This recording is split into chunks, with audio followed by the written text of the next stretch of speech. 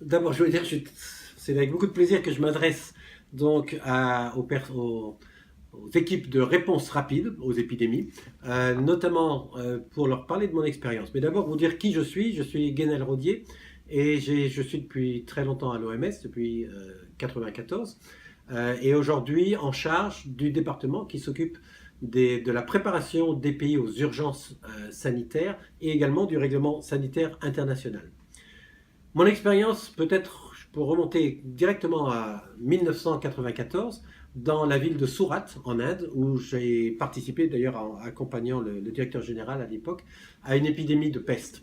Et c'était très intéressant de voir que cette épidémie de peste, peste pulmonaire d'ailleurs, était impliquée bien sûr des rongeurs domestiques qui mouraient et qui venaient mourir dans la rue, et les puces sautaient à ce moment-là du rat mort sur les personnes qui passaient. Mais ce qui est intéressant, c'est de savoir pourquoi ça s'est produit. Ça s'est produit parce qu'on avait eu, juste avant, des inondations qui ont à ce moment-là fait pousser les populations de rats sauvages, du vecteur sauvage, qui sont venus en contact avec les rats domestiques, qui eux sont tombés malades, puisqu'ils font eux la maladie, alors que les sauvages ne faisaient que servir de réservoir. Donc ça, c'était une première expérience qui m'a montré l'importance pour bien comprendre un événement particulier, en termes de maladies, dans ce cas-là réémergentes, de bien comprendre pas seulement la partie humaine et épidémiologique humaine, mais aussi la partie animale, ce qui se passait dans les populations animales. Et puis j'ai eu un autre, quelques années après, par exemple, sur une épidémie d'Ebola au Gabon, un village qui s'appelle Maïbout 2, une épidémie d'Ebola qui était due à un chimpanzé qui avait été retrouvé mort, qui avait été dépecé par de jeunes garçons et rapporté, et toutes ces personnes quasiment étaient tombées malades, de même que les mamans qui faisaient la cuisine. Ce qui est intéressant, c'est que là aussi, j'ai pu découvrir que, de manière très, très évidente, que cette maladie qui affectait donc un village particulier venait d'abord du monde sauvage et du monde animal, que certains animaux, comme ce chimpanzé, étaient victimes, au même titre que les humains, et qu'un autre animal était lui le réservoir. Et il s'agissait des chauves-souris. Mais on peut imaginer que les singes qui grimpent dans les arbres se contaminent peut-être plus facilement avec les chauves-souris et font la liaison. Ça, c'est un peu donc l'expérience de deux exemples qui montrent que c'est important pour comprendre un événement et une épidémie, notamment de maladies émergentes, de bien comprendre ce qui se passe dans le monde animal et ce qui se passe dans le monde humain. Ce n'est pas deux choses séparées, c'est deux choses qui vont ensemble.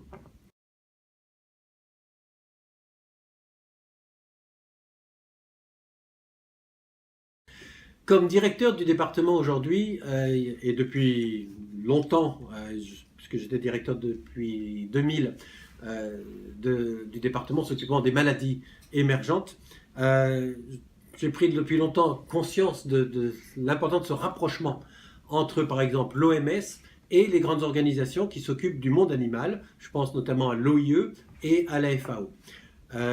Pour ça, et d'autres y ont pensé bien avant moi, il y a un accord entre ces trois organisations qui s'appelle le Tripartite Agreement, et qui est renouvelé en permanence et qui permet au plus haut niveau d'avoir des relations, je vais dire, très formelles et officielles. C'est très important qu'entre ces organisations, je pense par exemple à l'OIE qui a son propre système d'information des maladies animales, qu'on partage cette information avec l'OMS et que l'OMS, qui a son système d'information via le règlement sanitaire international, partage cette information avec l'OIE quand manifestement il s'agit de maladies qui ont un lien entre ce qui se passe dans le monde animal et ce qui se passe dans les populations humaines. Le système de l'OIE s'appelle WAIS, par exemple. En tant que directeur, j'ai aussi créé une équipe qui s'appelle One Health, qui est complètement dédiée à l'interface homme-animal. Et donc cette équipe ne fait, j'allais dire, que ça. En particulier dans certains domaines, comme les évaluations conjointes externes que l'on fait pour évaluer la capacité des pays sur le terrain. Il y a toujours là-dedans une participation du monde animal, que ce soit de la FAO, de l'OIE ou d'autres, par exemple des vétérinaires.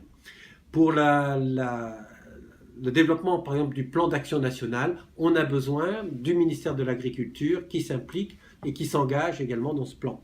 On a au niveau des comités d'urgence qui sont mis sur pied dans le cadre du règlement sanitaire international, ils sont mis sur pied pour avoir une meilleure idée de la situation d'un grand événement. Si je prends les exemples de la pandémie de grippe avec H1N1 ou de l'Ebola récemment ou du MERS, on s'apercevra que dans ces comités d'urgence, il y a normalement des gens qui représentent le monde animal, que ce soit des mammalogistes, des représentants de l'OIE, de la FAO, ou bien des entomologistes, quand notamment il y a un insecte vecteur. Il faut savoir aussi qu'on a besoin davantage d'entomologistes, de mammalogistes. Ce sont des spécialités très importantes qui font le lien entre la population humaine et les populations animales. Et ça, c'est important quand on pense aux équipes de réponse rapide, donc de ne pas faire juste uniquement l'évaluation de ce qui se passe dans les populations humaines, mais de penser d'avoir dans les équipes des experts, encore une fois, de l'entomologie, des mammalogistes, des vétérinaires, qui aussi gardent un œil sur ce qui se passe dans le monde animal, et donc d'avoir la vraie vision de l'ensemble. Et c'est aussi très important quand on communique, par exemple, pas seulement communiquer sur la maladie humaine, mais si c'est lié avec une maladie animale ou avec le comportement d'animaux ou les rapports homme-animal, de communiquer aussi là-dessus.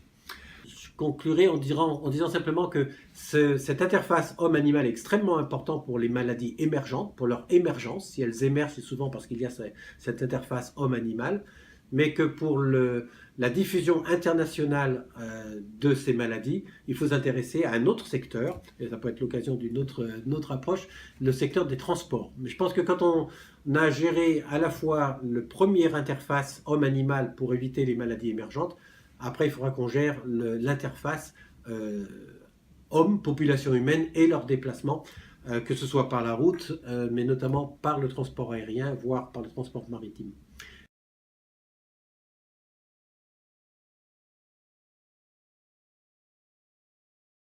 Alors pour vous, au niveau des équipes de réponse rapide, je pense qu'il faut surtout, à chaque fois que vous êtes sur le terrain, envisager de considérer que peut-être vous n'avez qu'une partie de la réalité et qu'il faut donc impliquer des personnes du secteur animal de manière à avoir l'ensemble de l'événement. Ça veut dire quoi? Ça veut dire qu'en pratique, il faut au niveau national voir si vous pouvez impliquer le ministère de l'Agriculture.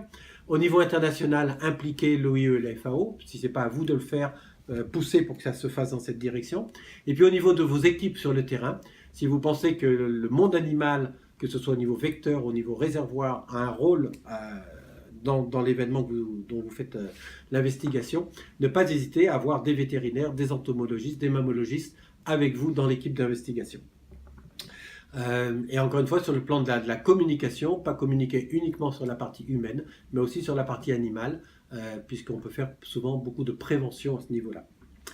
Voilà, merci bien.